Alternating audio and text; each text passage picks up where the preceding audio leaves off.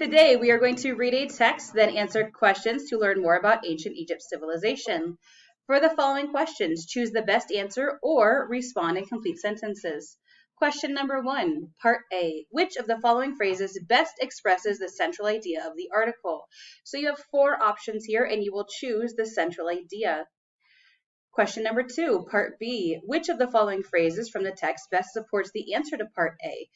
So this you could think of as your claim, and question 2 you could think of as your evidence.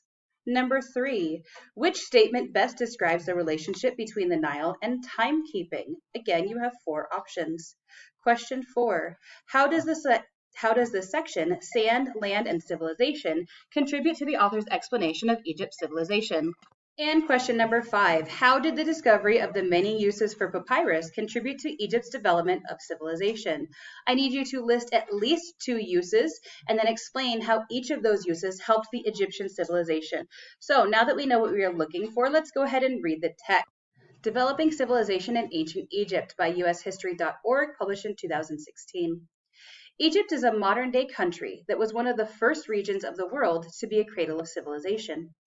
Civilization first emerged in the northeast corner of Africa along the 4,200-mile Nile River over 5,000 years ago. In 3150 BCE, Menes united Upper and Lower Egypt and founded the first dynasty of Egypt. As you read, note the ways that civilization is able to grow and how one development of civilization affects another. Now, I know it's not that easy to see on your picture, on your printout. So we're going to take a look at this pictures first. This is the Nile River right there with the Giza pyramids in the back. Ooh, ah, oh, wow.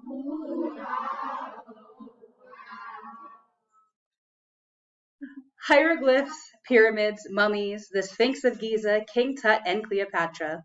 The sands of the Nile River Valley hold many clues about one of the most mysterious, progressive, and artistic ancient civilizations.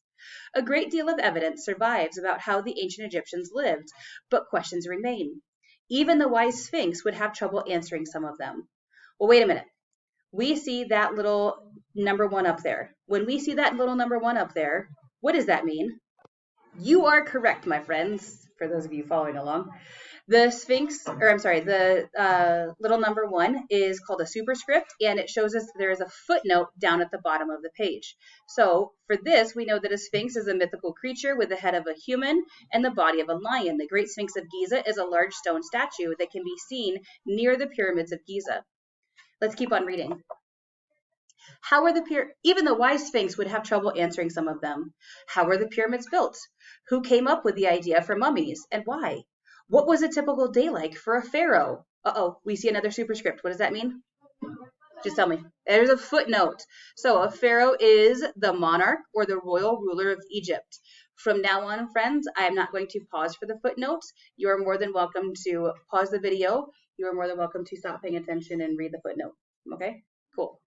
Something we can know is that ancient Egypt has the 5 major components of civilization: cities, specialized workers, complex governing institutions, record keeping, and advanced technologies.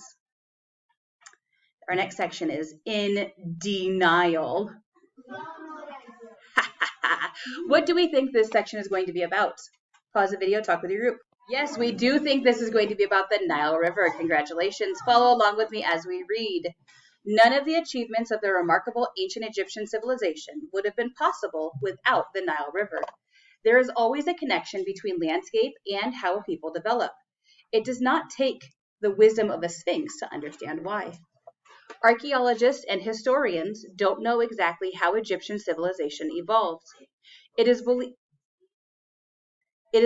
that humans started living along the Nile's banks starting around 6000 BCE. Uncovered remains reveal that Neolithic, or late Stone Age, peoples thrived in the Nile Valley that far back. But it wasn't until 3800 BCE that the valley's inhabitants began to form a cohesive civilization. In 3000 BCE, Egypt looked similar geographically to the way that it looks today. The country was mostly covered by deserts, but along the Nile River was a fertile swath that proved, and still proves, a life source for many Egyptians. The Nile is the longest river in the world. It flows northward for nearly 4,200 miles. In ancient times, crops could be grown only along a narrow 12-mile stretch of land that borders the river. Early Egyptians grew crops such as beans, wheat, and cotton. Despite the lack of many natural resources, such as forests or an abundance of land for farming, a great society emerged. Food for thought. What do we think this section is going to be about? We think it's going to be about food. Let's find out. This is one of my favorite jokes in the whole thing. For the earliest inhabitants of the Nile Valley, food was not easy to find. There was no McTut selling burgers.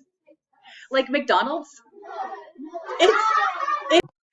Sorry. There were no McTut selling burgers, and though there were a lot of crocodiles, those critters were pretty hard to catch. Bad. Over time, however, despite being in the midst of desert surroundings, people discovered that the Nile River provided many sources of food. Along the river were fruit trees, and fish swam in the Nile in great numbers. Perhaps most importantly, they discovered that at the same time each year, the Nile flooded for about 6 months. As the river receded, it deposited a rich brown layer of silt that was suitable for growing wheat, beans, barley, and even cotton. You are following along with me. You are not playing with whatever that is. Put it away. Sorry. Farmers learned to dig short canals leading to fields near the Nile, thus providing fresh water for year-round irrigation. Planting immediately after a flood yielded harvest before the next year's flood. The road to civilization required more organization and increased efficiency. Farmers began producing surplus crops that allowed others to move their concentration from farming to pursuing other trades, such as mercantilism or skilled craft work. This development of specialized workers is a hallmark of civilization. Egyptian artisans created copper tools such as chisels and needles, all new inventions, that allowed them to fabricate ornamental jewelry.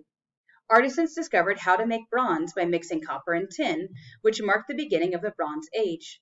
Evidence also suggests that ancient Egyptians invented the potter's wheel.